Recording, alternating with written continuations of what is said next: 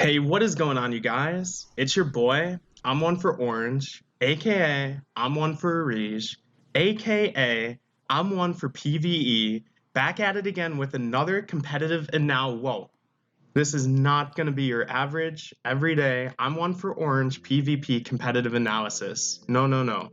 Today we'll be going into PvE content, and specifically this is going to be a guide to price checking in Pokemon Planet. Now, this is a little bit of a silly topic, but bear with me. It's something I've always wanted to talk about even before I started making content. I think this kind of information is available in the game for sure, but it could be a little hard to find and hard to learn. So these are your stepping stones to learning how to price check. I think it'll be cool. And it's funny because I don't even think it's that far of a tangent. The trade market, as you'll see, is still very competitive, but certainly not in a PvP aspect. So if you missed the last video, it was certainly PvP content. It was my 300 Turns podcast on Mega Evolution, a part of the game that will be coming to Pokemon Planet soon.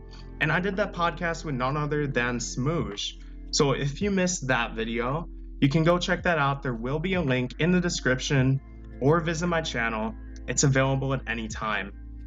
So we'll be getting into this in a sec, but for my returning viewers, you know that these videos are very podcast-like in nature. I simply sit here and talk. I don't do a whole lot of fancy editing. So if you'd like to get on with your day, go for your morning walk, your jog, have your coffee, do so. I'm not offended. Simply put the audio running in the background and listen to what I have to say and take in what you can. I think some of this information is very helpful and certainly something that the game is missing. And that's what we're going to be aiming to solve today. So without further ado, let's get right into it. So what will be covered today? I do say it's a price checking guide, but that might be a little bit misleading because we're not going to be going over price checking everything. I want to mainly go in depth on the price of Pokemon specifically. So we're not going to be going crazy into depth on TMs, PvP items like your Life Orb and your Assault Vest, or event Decos, whether they're extremely rare like the Pumpkin Head, or something a little more common like the Sled, Beartick Mount, you know it. Things like that, they do have some kind of regulated price in the game.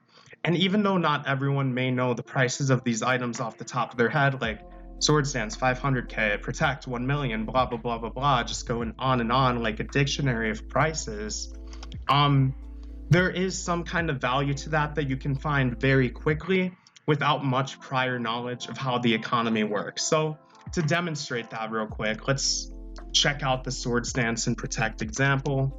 If I need to find that, I'm in the market right here. I can just go to the GM, go to buy, type in what I need, which is Sword Stance in the GM, and I'll see Sword Stance for 589k. We can do the same thing with Protect real quick. Let's say I needed to check the price of both of these, maybe to moveset my Blaziken. And then after the GM loads, scroll past the protectors for your Rhyperior, get to TM17 Protect, which is just under $1 million. And that's how you can quickly check the price of those kinds of things. Maybe I need a Life Orb for my Blaziken 2. We'll go ahead and check that out, the Life Orb price, and we'll see it's just under 7 million. Now, these prices in the market, when I'm using the marketplace in-game, this could be considered to be the highest price. I don't actually think GM is overpriced like many people say, but I do think it's certainly the highest price possible, and that's because anyone selling their items or TMs competitively, or Pokemon as we'll get into, they cannot sell for more than what's on the GM here, because someone would just rather go to GM and buy it and deal with it. But that's not to say that these things off GM won't sell. If someone's desperate or doesn't want to go through trade chat or the hassle, they can go to GM, and if something is what they perceive to be a fair price, they'll just go ahead and buy it. So I don't think that GM here is inherently overpriced, but keep in mind that Discord, and we'll get into trade chat and all that stuff in just a little bit, is a better way to buy your items when you're trying to save that money. There will always be people trying to sell these things and not deal with the 1% listing fee when you put something on GM. We can demonstrate that real quick. Let's say I want to sell my 7-day GM ticket. Even though I'm going to be trying to sell it for 200K, it wants me to pay $2,500 to list it.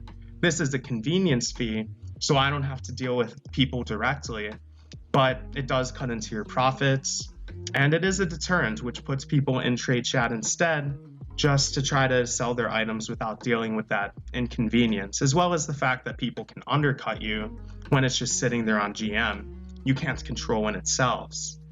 Please keep in mind that although the prices in this video are current as of August 21st, 2021, the prices of these items can fluctuate as quickly as overnight.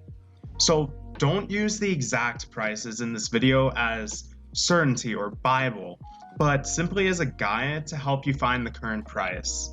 And this principle will also apply to the other items I'll demonstrate, as well as the Pokemon I'll be getting into later. So that's how to quickly check the price of those immediate items that kind of have a set value in terms of that. And it's easier to determine just by searching. You know, if I had to buy a Salamence or Fortress, we're going to be going into all the variables that make one Fortress or Salamence more expensive than the other, and why that is. But items are all the same. Unlike in other MMORPGs, there's no depreciation value. If I use a Choice Scarf 1,000 times, it's still the same thing as a brand new Choice Scarf. You know, I don't know, maybe that's a concept that's a little over some people's heads, or I used it incorrectly, but items definitely don't have any kind of depreciation value. They won't be decaying in value. They're the same as any other leftovers you'll see on the market.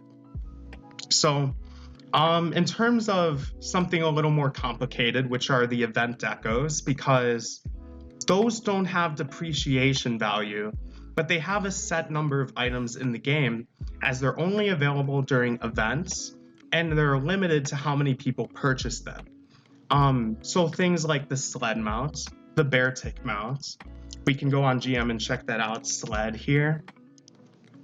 We have 5 on the GM. $3 million is a fair price. It came out in December 2020, and this is an event deco. If I want to go to the shop right now, being the credit shop, and I want to try to buy a sled mount, I'm not going to be able to. This was an event exclusive mount, so there won't ever be more in the game than there are right now. And there is a way to track the value of those. So again, this isn't going crazy on your average decorations, Aerodactyl wings, Moltres wings, Zapdos wings, Anubis mask, Captain's hat, you know, your whole 9 yards. All this stuff is going to be available in the decorative shop as long as we know. There's no limit on how many can be in the game, and they're not going away anytime soon, if at all. You can just go on. If you have the credits or a deco box, you can get one of these items. These items don't change in value that much, aside from economy deflation. Now, I went all in depth on this because I'm going to show you a guide and leave it at that. There are user-created guides, like this one by my friend Ahhd. He did the work of knowing the economy, knowing people who trade in the economy, and he got all the prices of the event decos up and ready for you to see based on his opinion and his experience here. So I can control F here for a Giratina wings. I can see this is a deco from Halloween 2018, and it's worth about 5 to 6 mil. And this is essentially based on how many are in the game and what people are willing to pay for the hype deco that they can't get anymore.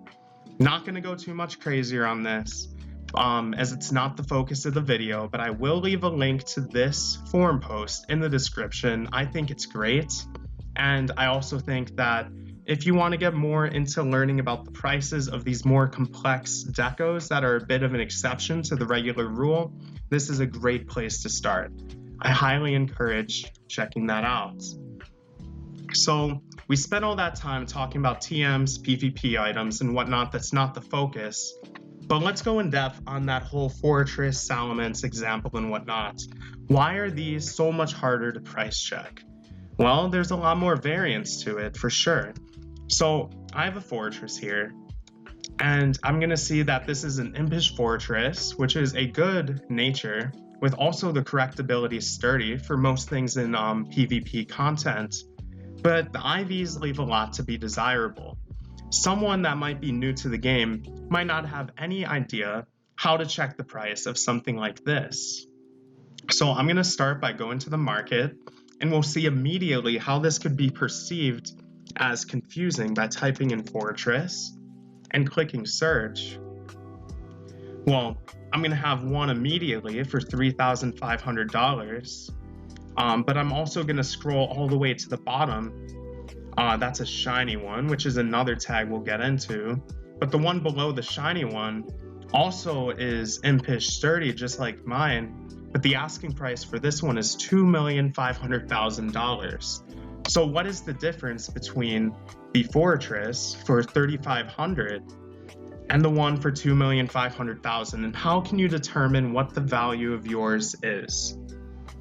And let's hop right into that. So knowing the price is determined through something called a price check, which is something I've been skimming over a little bit to this point. A price check is funny because it's something that is another user-to-user operation. It's not something that's standardized within the game, and it's certainly opinion-based.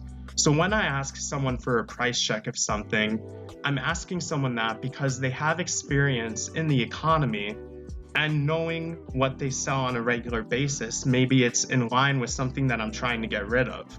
So they know an idea of what people are willing to pay and how much it went for. And again, this is opinion based. Sometimes price checks can be completely not what the Pokemon is actually worth if you go to someone without experience in the field of what you're trying to sell. If you sell to someone or ask a price check from someone who largely deals with event decos and doesn't really trade often for Pokemon, they might not see the value of something as much. Or someone that is a Pokemon-aholic but doesn't play any Pokemon Planet PvP side of things, they might not understand some of the complexities, such as what makes a Pokemon's IVs good in Little Cup. Maybe the nature is good in Little Cup. Maybe the Pokemon has an underrated role in checking a specific threat that isn't recognized. You really need to find the right person to price check things. And that can be a little hard. But don't always trust price checks. Always go off your own sense, set a bottom floor for whatever it is you want to sell, and go on from there. Price checks are really based around what a serious buyer would actually pay for the Pokemon. If you get a price check from someone and it's a friend and they say your thing is worth $2.5 million and you're only getting offers in the 500,000s, ask the person who price checked it if they're willing to buy it. Because price checks are really only worth as much as someone's willing to pay. Someone can give you a value, but not actually be willing to pay that much. You will be able to find out what the value of your item is just by trying to sell it, looking out for serious buyers, and going for that from there. So let's start off with some price checks on the Pokemon in my party and talk about how you can get sharper in this regard. So I was showing you before how to search for a Pokemon fortress, but what I didn't show you is how you can filter this by nature. So if I want to check the price of my impish fortress, I can do impish at the end of it. And this is just with a space and then the hyphen impish. And instantly we have a filtered list of options. Comparing the two real quick, fortress, we had the first page go down to 5K, so in the range of 3,500 to 5K. But as soon as I type impish, it filters out everything that is not impish natured. Unfortunately, you can only do this search function for natures, and you cannot do it for abilities at this time. Hopefully, come Unity, there's a little more flexibility in this regard. So I'm finding some impish fortresses here, and I can determine that my bad IVs, impish sturdy fortress here, is probably in the realm of this one here on GM, which also has the right ability, correct nature, and bad IV. So my Impish Fortress is around 5k in value. So we can also go ahead and check the other Pokemon in my party and go on from there. So I have some Goomies here, and I've been hunting a lot of Goomies, so it's a good time to use this as an example. And let's start off with a hardy Sap Sipper Goomy here. So someone looking at this could look at the ability right away and realize this is the correct ability to have on a Goomy, but the nature is wrong. You don't want a neutral nature on any Pokemon, whether it's a common Rattata or a legendary Zygarde. This nature, neutral, never does anything. And those are the natures when you hover over it, it says no effect. So because this Goomy is not evolved, someone can buy this and evolve it into Sliggoo and then Goodra and gain 2 decks from it. So this has value, and being an extremely rare Pokemon by rarity, that gives 2 decks. So I can go and type in Goomy on the market. I'm not going to bother filtering for the nature because the nature isn't that important. And we can see the cheapest Goomy on the GM is actually a hasty one, which is not that bad at all in my opinion, going for 90k. And then we have 2 other cheap Goomies here, another neutral and another neutral, all going for below 200k. And again, the ability, when the nature sucks, doesn't matter. We're not going to be getting into that part of it yet. So I can determine that my neutral Goomy, despite having a good ability, is probably worth somewhere in this range, 100k to about 150k. Alright, let's start getting into some more complex examples. I have a timid Goomy here. It is the Gooey ability. Gooey. Fun. And I can check and see because timid Goomy / Goodra is actually a viable PvP mon. So here we are with another example that can be good. Maybe I can make some money off this. The IVs aren't the best, the ability is not the best, but let's determine the value. So what I'm going to do is I'm going to search Goomy Timid. And wow, what do you know? There's nothing on the market. So at this point, the next thing I'll do is I'm going to search for the evolutional stages. This doesn't mean just because I can't find it in the market that I have an extremely rare Pokemon that nobody has and everybody wants. That's a misconception. First off, I could have a useless Pokemon that nobody wants, and that's why it's not in the market. But I could also just have an evolutional stage that isn't coming up for Goomy. So if we type in Goodra, maybe we'll get a different result. And we get 10, maybe, different results. It looks like 8. And we can scroll through here. We have a timid hydration Goodra going for about 1.2 mil. Again, with correct nature, wrong ability. Another one. And then also notably, the IVs on this one aren't that good, but neither is the one I have here. Even though it has okay offenses with 1727, a lot of people look at Goodra for its bulk, and this one is certainly lacking in that regard. So we also have a correct ability here, by the way, Sap Sipper Timid, with also bad IVs, but it is the correct nature and ability. So I can justly say that my timid Goomy, so fun to say still, here is worth probably less than 1.2 mil. I could probably list this one here for about 990k and hope I make a sell. But to be honest, I don't really want to be patient. I want to get rid of this. So let's just put it for 890k and just leave it at that. So my Goomy is on the GM. Now, what happens in the time that there were no timid Goodras in GM? There are other resources for you to use to check the price of something. So let's say I am checking another Goodra, but this one actually has good IVs. Now I'm going to use this fake Goomy as an example. Just pretend this is something crazy like 26 special attack, okay? So I have a PvP Goomy here that can become a good Goodra. Oh my gosh, this is going to be so tongue-twisted to death by the end of this. But what other resources do I have other than the in-game GM? Well, I guess I could go over the auctions tab, which I can type in something that I'm looking for in the in-game auctions, and maybe someone has something up, such as this Gumi here. Wow, that's actually a pretty good Gumi for T1. Maybe this one's worth checking out. But other than the in-game auctions, which are not based on immediate purchases, but instead winning an auction over time, you can use Discord. And Discord is good because this gives you a whole nother section of the market and more ways to search for what you're looking for.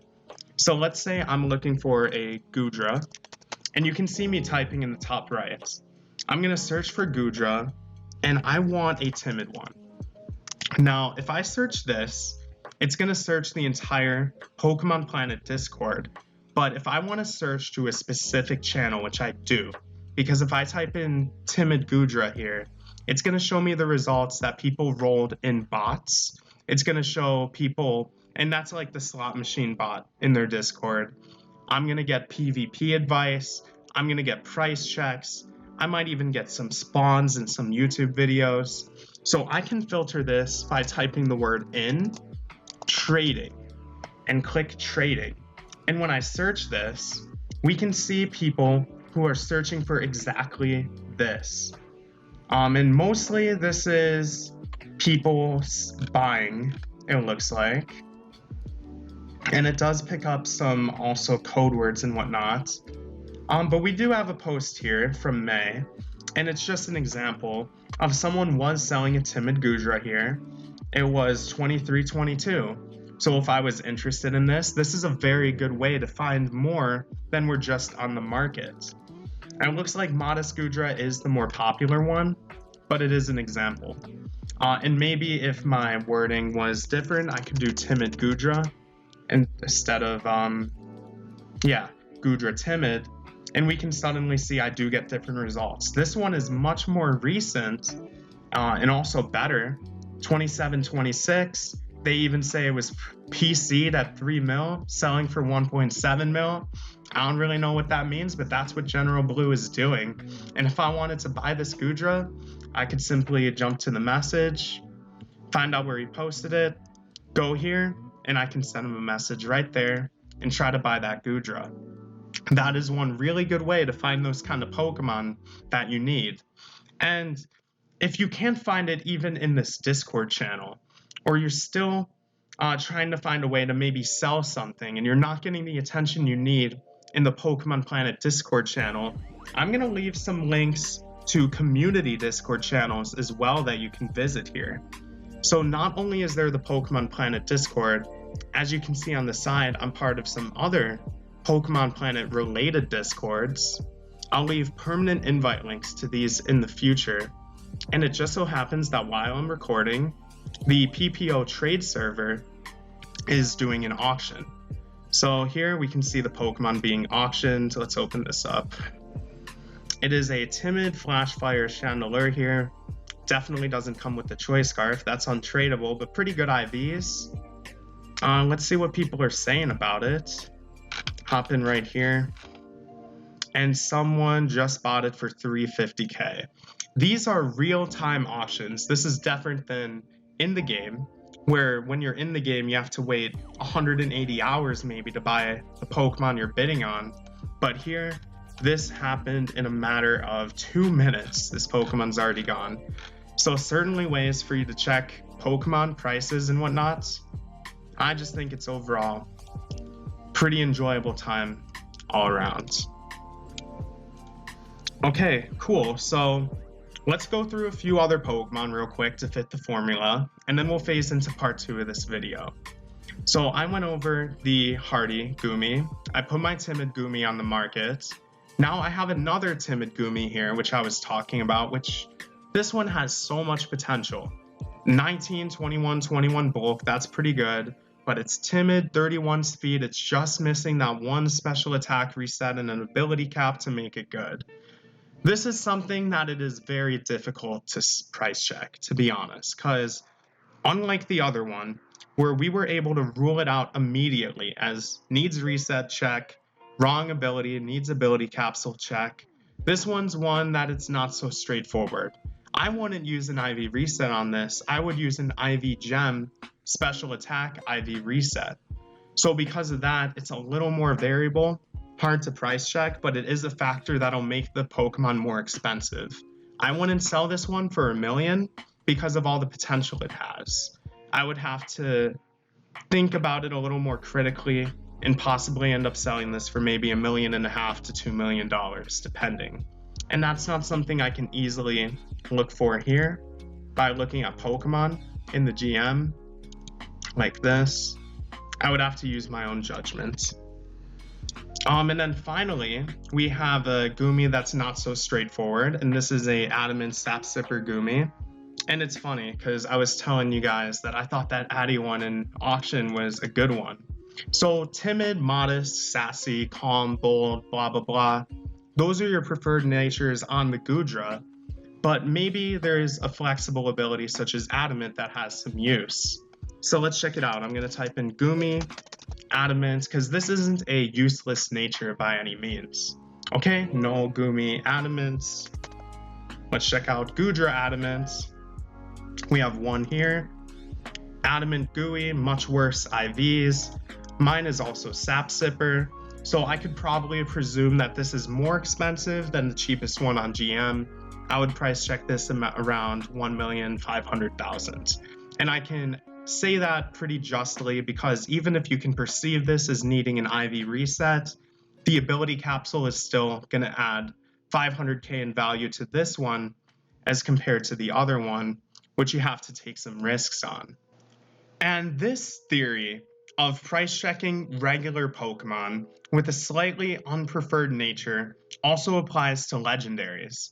In the case of a Jolly Entei, for example, the nature is definitely not as bad as a neutral or an outright bad nature like bold, calm, or relaxed, but the benefits are not nearly as good as having the benefits of an Adamant Entei, which, in this case, is the only nature that can use the move Extreme Speed.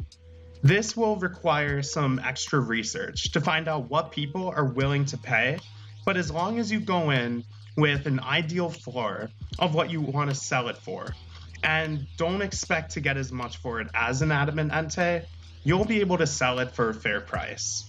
This can apply to nearly every legendary or extremely rare Pokemon that have some benefits even with an unpreferred nature, such as Brave Scizor, Modest or Mild Heatran, Calm Suicune. The list can go on and on.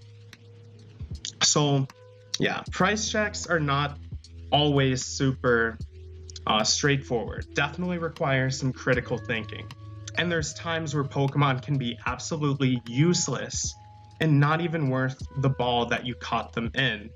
And this mainly happens when it's something so crappy for PvP or for grinding, something like your Skitties, your Nose Passes. And then there's some with some use that aren't so straightforward, like your Aerons, which could be used for World Boss, or maybe Diggersbys with high attack but low speed. Those can still be used for World Boss. There's some mix in between there. But the final segment is where we can look at a Pokemon on GM and determine that your Pokemon is so much better and is probably worth more, and it has kind of a priceless tag on it. So here, I'm going to be searching for an Adamant Conkeldurr, and I'm going to go to the most expensive one on GM. So we have one here. That's pretty damn good. One here. That's also pretty damn good. But I can justly say that sometimes you can be so lucky with the IVs that whatever you get is a lot more expensive than what you see on GM. Yeah, all of these, they're fantastic. But the one I have in my party here is almost perfect IVs. It's literally missing 5 IVs out of all the ones that actually matter. And all the rest are perfect. This is a priceless mon. This will be something that a collector would probably want to pay a lot of money for, and it would be something that would be really hard to sell. Let me sell the example here. I'm going to head over to, I remember who posted it. So here, it was Alan. Oh, I'm in the wrong Discord. Here we go. Alan. Well, come on. Your name's Alan69. Oh, fuck. It's Amanda Buzz. I just can't leak anything. Amanda Buzz in trading discussion. Alright, perfect. I know this is what it's about. So, yep, here it is. Let's check out this Amanda Buzz. So here's another example of a priceless mon. 31 HP, 31 defense, 30 speed F, 31 speed, which matters a lot, by the way, if you saw my intro to speed creep video. 16 attack, fantastic. Overcoat, probably movesetted. This is priceless. No one would dare to price check this. This Mandabuzz user got a $10 million offer and did not take it. And why does that make sense? If we go to Mandabuzz in GM and we look at Impish Mandabuzz, there is a 15 million one in GM. That one sucks. But look, the next cheapest one is 4 mil, and this one's great. But they had a 10 mil offer and didn't take it. So the more you know. Sometimes price checks can work out in the way where it can make a big difference and literally be way more valuable than it actually is. Some Pokemon simply aren't worth the ball you catch them in. So that is a little bit of your how-to on how to price check. But let's now talk about the trade market and how to make some good trades. And to kick off this section, I have a little phone-in cameo from my good friend OneTrickPhony. Why don't you take it away, bro? Hey y'all, my name is OneTrickPhony, aka 1TP, and although it's been almost a year since I've been in the PPO scene, I've still been involved with MMOs, and to make good trades, certain principles always apply. Remember, when looking to evaluate a value for things in trades, remember that cash is always king, especially if you're trading it for a Pokemon, which tend to be an abundant commodity. Always try to keep as much cash on hand as possible so you're less pressured to undervalue your side of the trade and are more likely to sell your assets at a solid price point you can be happy with and not at a quick sell liquidation price.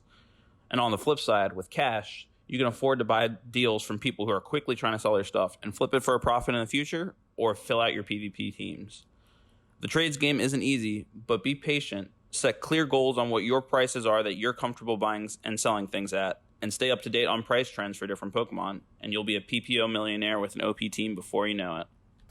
So thanks to OneTrickPhony for coming on and giving his little spiel on a little how-to guide on his way of making good trades. But people aren't robots. We can make mistakes. And in a player-to-player trading economy, there's a lot more variables and questions to be asked to make sure that you don't get scammed and you get the best value for your Pokemon and you make trades with that level head.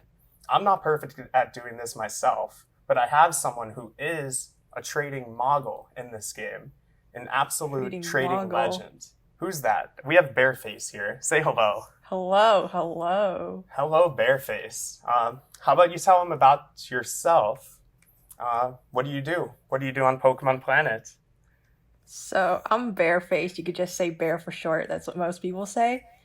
I don't know. I just like the game. It's a good time waster, all year in quarantine, need something to do. Not much of a PvPer, but I do go to Clan Wars, tournaments, do some battle queue just for the tokens for the rolls. Mostly in the game, I'm more into world boss and trading, which is basically what I'm going to talk about today. And yeah, that's pretty much it about Don't me. let her soft voice deceive you either. She is good at PvP. Don't be deceived. Don't click her. Don't bully her. But we'll be talking, the big question today will be about the trading aspect. So when you're in trade chat and you want to sell a Pokemon, how do you determine a good price to list a Pokemon at? I went a little in depth already, but what are some things you like to do that I may not have mentioned? Personally, to be honest, I don't often sell pokes. You won't see me selling ready PvP mons often. Mainly just I'll be talking about this more later. But for me, I would usually try to find the fine line between how much I want and how much I think people are going to be offering realistically. And once you start playing this game and involving yourself more in trade channels on Discord and trade chats on the actual game, you'll kind of get an intuitive thought about how much prices are.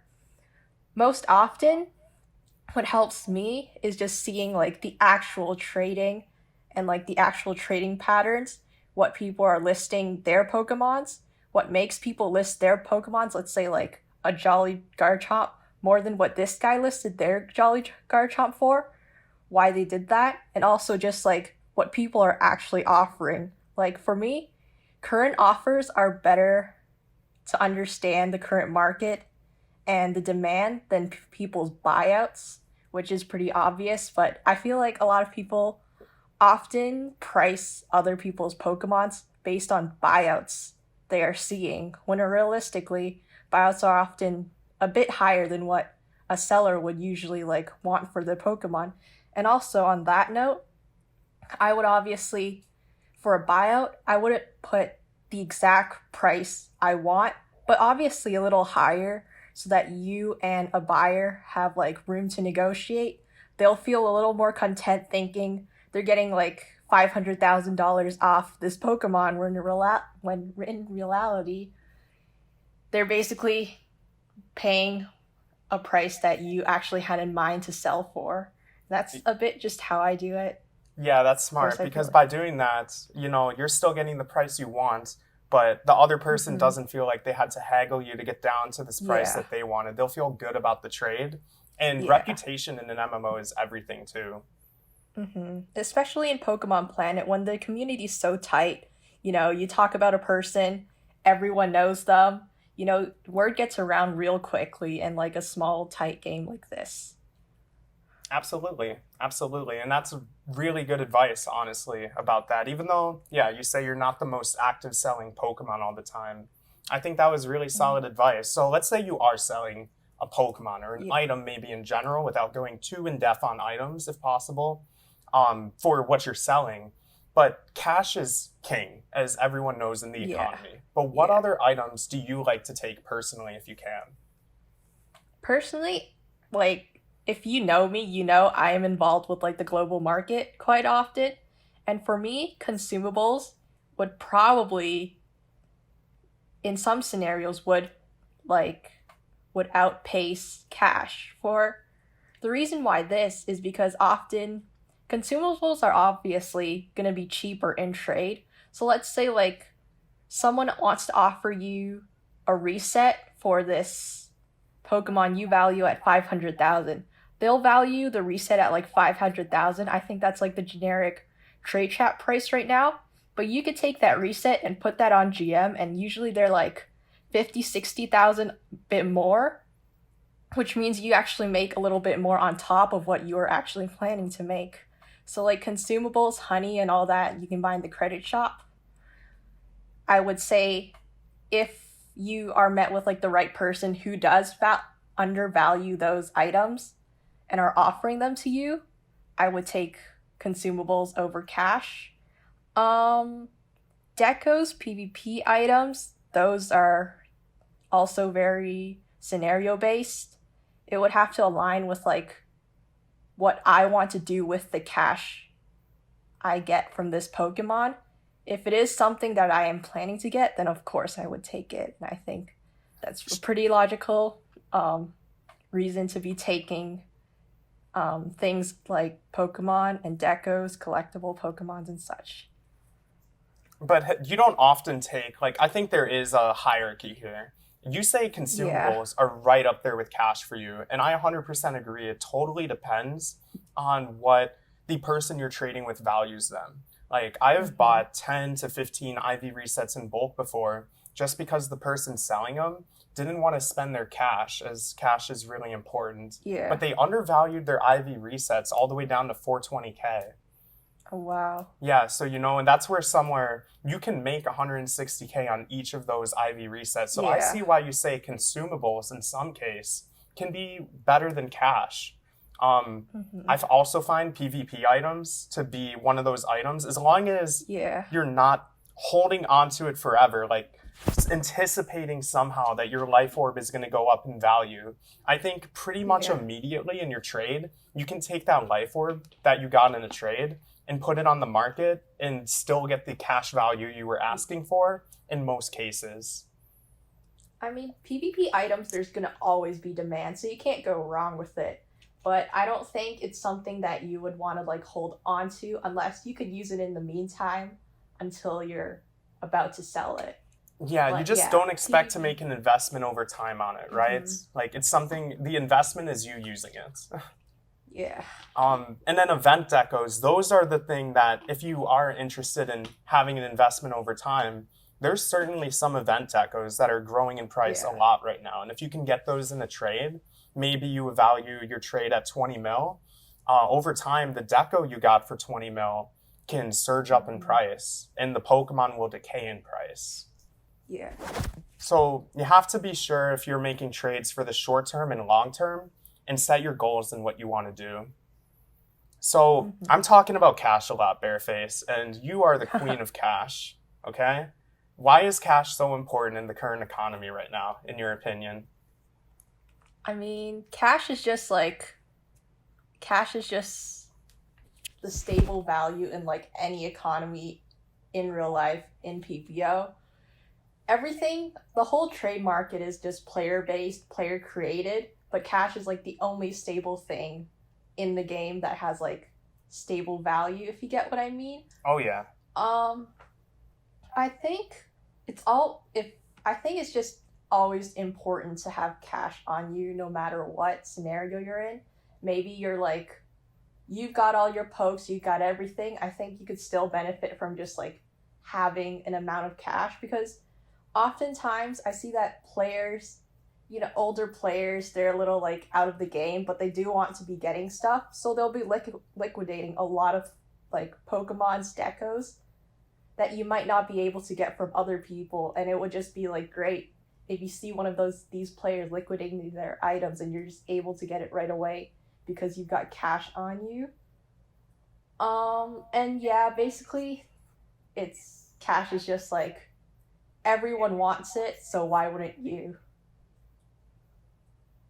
I agree. It's a statement of power to me. If you want to buy something and you're trying to haggle the price, a 15 mil item, and you offer 10 mil in cash, instantly being offered that much in cash is going to make you think a little bit more, in my opinion, than getting some complex offer of, let's say, Life Orb plus Enhanced Firestone plus Shiny Charm. Even though 10 mil in cash and those items I listed are similar in value, that 10 mil in cash is going to get you thinking right away. Yeah. It saves your time in having to sell those items to actually get the money. And then by having that cash, if they don't take the 10 mil, you can just plop on an extra 2 mil. It's powerful. Yeah. It definitely makes a statement, I would say. I'm going to skip over the next question, actually. I think you did a really good job talking about your mindset for trading earlier. But how about when you're buying a Pokemon? How do you decide when you're going to be making a trade for a Pokemon? What do you like to offer? And how do you ensure that you don't pay too much for it? So, personally, I have gotten far enough in the game that for me, if I'm like overpaying a little bit more, that's okay, because sometimes to me, Pokemon have more value than just their price.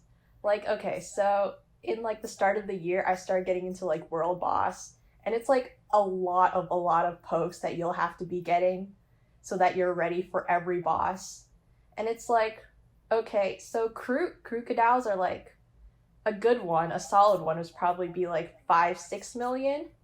But like the chances of you finding a Crocodile and you'll be needing like multiple of them would take a long time. So for me, back then in like January, it was like I would be paying like an average of like 8.5 to like 10 mil per Crook I got so that I could get them fast. And why I did that is because like the value and like what this Pokemon can do for me. So back then it's like each world boss you could probably make like 800 to 1 million pretty easily if you do a decent damage.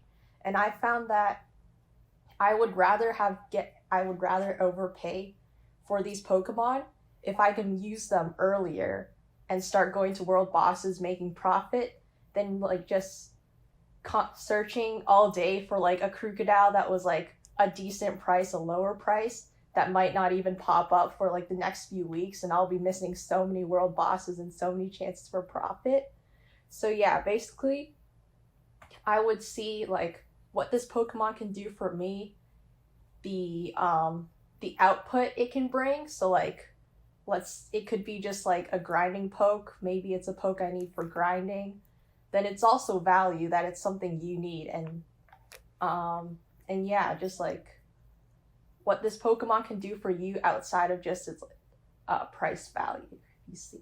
I like that a lot. I mean, you're looking at it as an investment. The sooner you can get to those world bosses and start getting those top threes, which you've certainly got, or even getting a high damage output, your odds of getting a charm and that investment paying off, because all world boss is obviously odds, just like most things in this game.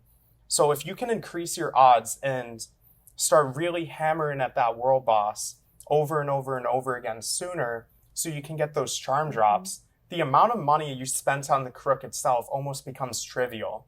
Because as soon as you get that first charm drop, it was all worth it. So I like that response. Thank you. And then, so you were mentioning you don't mind overpaying sometimes when it's really going to make an effort. Or in terms, you won't be penny pinching if you really need a Pokemon, as sometimes the Pokemon really do have more value than the buyouts. Now, when do you decide to just buy something off the market? And when do you decide to buy something off trade chat? Do you buy a lot of your TMs, PvP items off the market? Tend to buy your Pokemon off trade? Do you like to message the person selling on the market? How do you go about that? Of course, I definitely try the trading chat, but you know how it is when you are trying to get casino tokens for an IV gem. But as soon as you're buying casino tokens, it seems like not a single person in trade chat selling it. So like, it's just like that impatience. Of course, you're heading to the GM. There's a whole like list full of casino tokens, IV gems, just like right at your fingers. That, of course, the convenience of the global market would make you want to use that and like pay a little bit more than having to wait it out in trading chat, look all day, just to save a couple 10,000 that you could just grind in a few minutes, in a few hours, I would think. Yup. Yeah, consumables and all that, global markets would be your best option, unless you have patience, unlike me. Then trading chat to save a few bit, any money saved is money saved. No, I feel you, because like, listen, when you get the reset itch, you have the reset itch. Like, it's going to be on your mind. And this is something that's like, people who don't play this game aren't going to understand. But when you have the itch, you just want to get that shit done. I remember I like liquidated some honeys and shit I was holding to you for no reason other than I'm like, look, Bear, I'm down bad on resets. I need another. It's like you need it. You need to get it done there and there. Yeah. You can't wait it out. You got to get it off your mind. Oh, yeah. All right. Well, we've gone over quite a bit. I really like a lot of the advice you've gave. Do you have any extra tips, advice, or resources you like to use? I went over the forums. I went over Discord to help people really find the value of their things. Are there any other resources you use, or do you think it's just time in the economy? I think you just need time to immerse yourself in as many possible outlets of the trade economy in Pokemon. It doesn't come overnight. You kind of just have to be watching it, observing it over time. Like the first day of Pokemon Planet, I'm looking through trade chat. I don't understand a thing they're saying. But like, you know, over time, you kind of just get into it. There's not really many more resources other than like everything you mentioned. It's just over time you've got to be observant of the patterns and what people are saying, all the market opinions, and then later you'll be developing like a good sense of how everything's going in the game, and it won't seem as daunting anymore. And of course, there's multiple players that'll be willing to help. You can PM me anytime. I'm sure Tyler, you can PM him as well. And just like, and all the trade discussion channels in Discord, there's so many people there that offer, well, most of them offer good advice and good opinions that you can check out and like evaluate, analyze, and all that. Yeah. I have another thing to throw on here. So yeah, the trade chat when you join the game and you don't know anything is daunting. And let me tell you, if you think you caught something or encountered something, there's global encounters. If you catch or encounter a shiny rare, a shiny VR, and you just started, you might not know the value of that. Whatever you do not just respond to the PMs. There are buzzards that will attack you, and they will try to scam you out of that Pokemon right away. Don't make impulse sells. There are people who will feel that they got $1 million right away for selling their good nature shiny Pikachu or Pichu they found in Viridian Forest, like literally the first 10 minutes in the game. You know, I've seen that happen, but ignore the buzzards. Do your research. Don't be scared to hold on to things that are valuable until you really know what they're worth. Yeah. All right, well, cool. That wraps up this video. Dan Baird, thanks for coming on. It's really cool to have you on. You're really knowing a lot.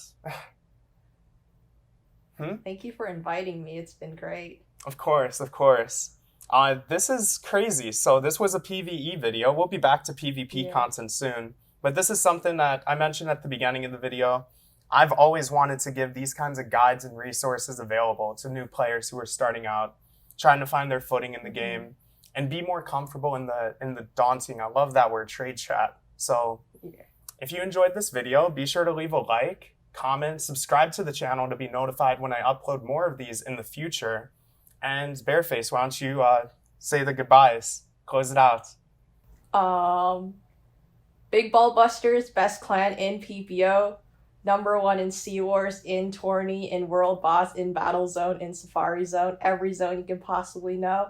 Big Ball Busters is #1. Tell him. And pop off, sis. The best 8-man clan. Oof. And 50-man clans mean nothing. All right, guys. I hope you enjoyed this video. I will catch you guys in the next one. Peace. See ya.